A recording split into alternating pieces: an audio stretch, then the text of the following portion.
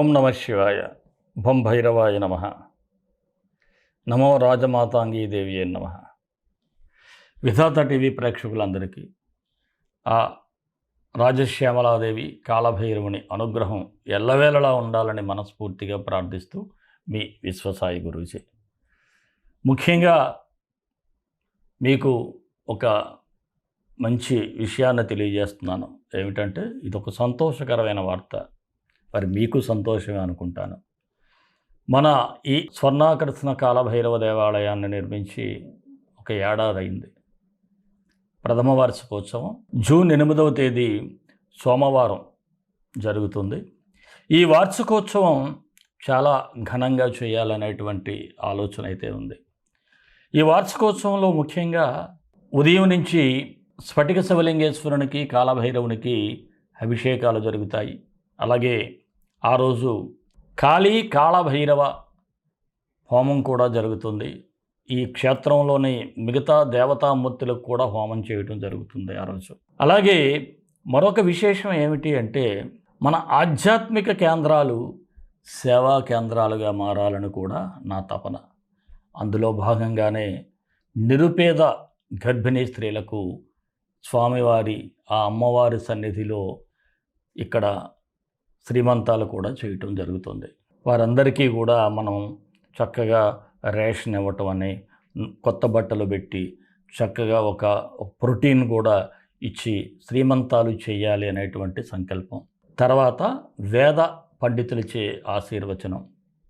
ఇటు వారితో పాటు భక్తులకి అందరికీ కూడా వేద పండితులతో ఆశీర్వచనం ఉంటుంది.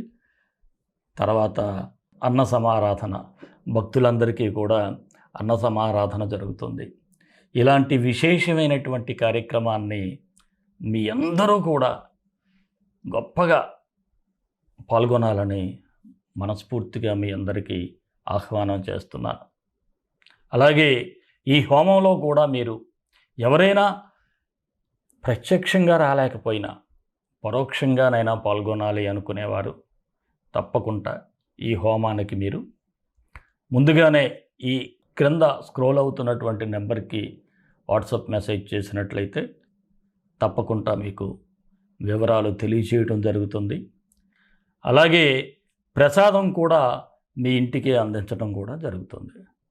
ఇంతటి అద్భుతమైనటువంటి గొప్ప అవకాశాన్ని ఏ ఒక్కరూ జార విడుచుకోరని మనస్ఫూర్తిగా నేను నమ్ముతున్నాను. అలాగే ఈ నిరుపేద గర్భిణీ స్త్రీలకు చేసే శ్రీమంతాల కోసం మీరు ఏదైనా స్పాన్సర్ చేయొచ్చు. మీరు కూడా మీ వంతు సహకారాన్ని అందించవచ్చు. ఎవరైనా సహకారాన్ని కూడా అందించాలి అనుకుంటే మీరు తప్పకుండా మీరు ఒక వాట్సాప్ మెసేజ్ చేసినట్లయితే మీకు మేము స్పందించడం జరుగుతుంది. మీ వంతుగా ఈ సేవా కార్యక్రమంలో కూడా మీరు కూడా భాగస్వాములు కావచ్చు.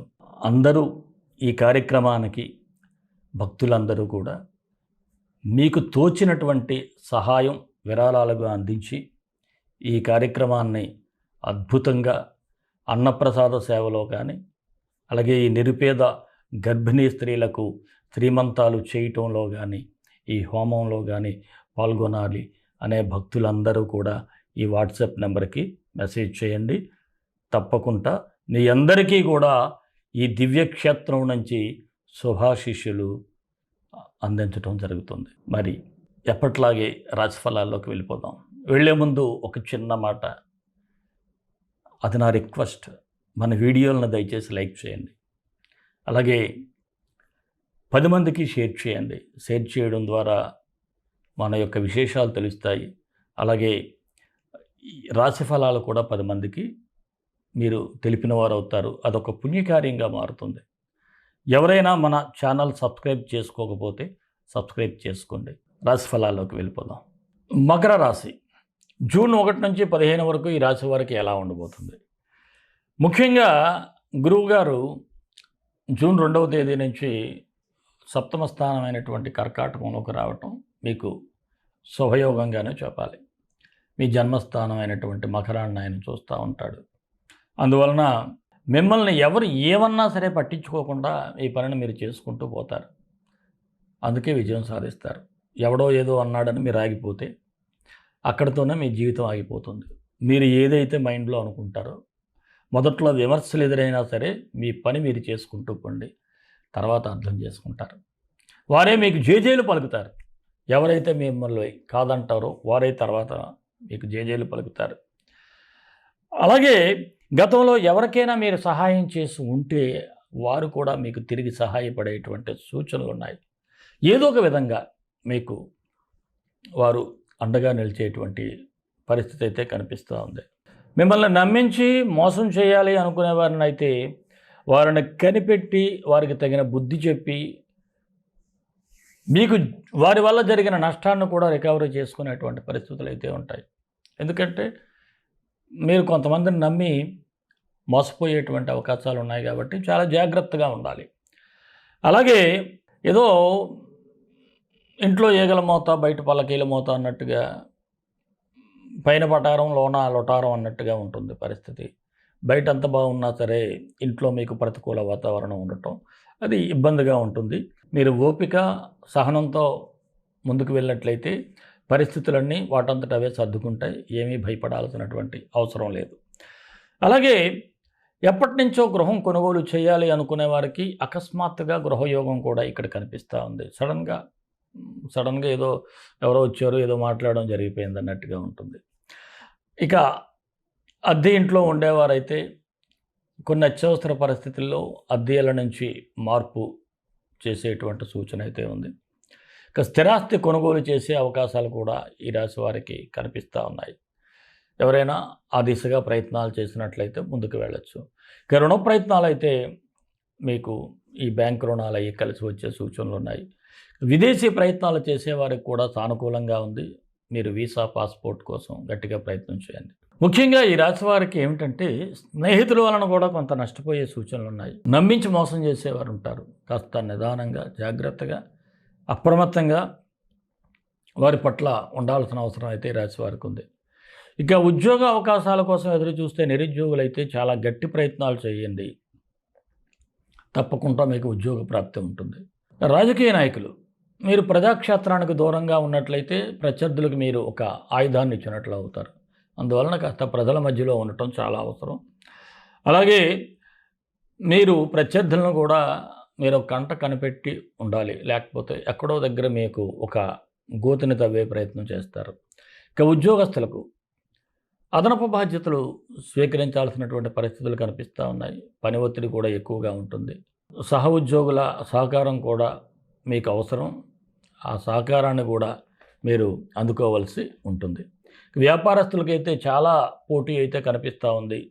అయితే పోటీలో ఈ వ్యాపారాల్లో కాంపిటీషన్స్ పెరిగిపోయినాయి. ఆ పోటీలో మాత్రం తప్పక మీరు సక్సెస్ అయ్యేటువంటి సూచనలు ఉన్నాయి. ఇక నూతన పెట్టుబడులకైతే ఇది మంచి సమయం కాదనే చెప్పాలి. వ్యాపారాల్లో వాటిల్లో కొత్తగా పెట్టుబడులు అయితే పెట్టొద్దు. భాగస్వామ్య వ్యాపారస్తులకైతే సాధారణంగా ఉంది. చిన్నపాటి ఇబ్బందులే ఉంటాయి తప్ప పెద్ద భయపడాల్సిన అవసరం లేదు. అలాగే కొన్ని ముఖ్యమైనటువంటి వ్యవహారాల్లో కమ్యూనికేషన్ గ్యాప్ లేకుండా మీరు చూసుకుంటే చాలు. షేర్ మార్కెట్కు దూరంగా ఉండటం చాలా శ్రేయస్కరం. చిరు వ్యాపారస్తులకైతే చిన్నపాటి లాభాలు అయితే కనిపిస్తూ ఉన్నాయి. కళారంగం, టీవీ, సినీ, ఇతర స్టేజ్ కళాకారులందరికీ కూడా పర్వాలేదు. సాధారణంగా ఏదో ఒక చిన్న చితక అవకాశాలు వస్తాయి. ఆరోగ్యపరంగా చూసినట్లయితే కాస్త హెల్దీ వాతావరణం కనిపిస్తూ ఉంది. కాకపోతే మానసికమైనటువంటి ఆందోళన మీకు ఎక్కువగా ఉంటుంది. ముఖ్యంగా వేసవికాలం కదా, డిహైడ్రేషన్ అది లేకుండా ఎక్కువగా వాటర్ తీసుకోండి. విద్యార్థులకైతే బాగుంది. ఏదైనా మీలో ఒక టాలెంట్ ఉంటే అది పైకి తీసుకురావడానికి ప్రయత్నం చేయండి, తప్పకుండా గుర్తింపు లభిస్తుంది.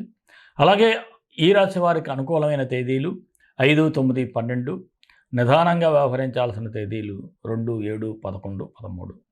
మరి మకర రాశి వారికి మరిన్ని మంచి ఫలితాల కోసం విశ్వగురు సక్సెస్ మంత్రాలు పఠించండి, విజయాలు సాధించండి. ఈ రాశి వారు రవి, కుజుడికి మంత్రాలు చదువుకోవాలి. ఆదిత్యాయ విద్మహే సహస్ర కిరణాయ ధీమహి తన్నో ఆదిత్య ప్రచోదయాత్.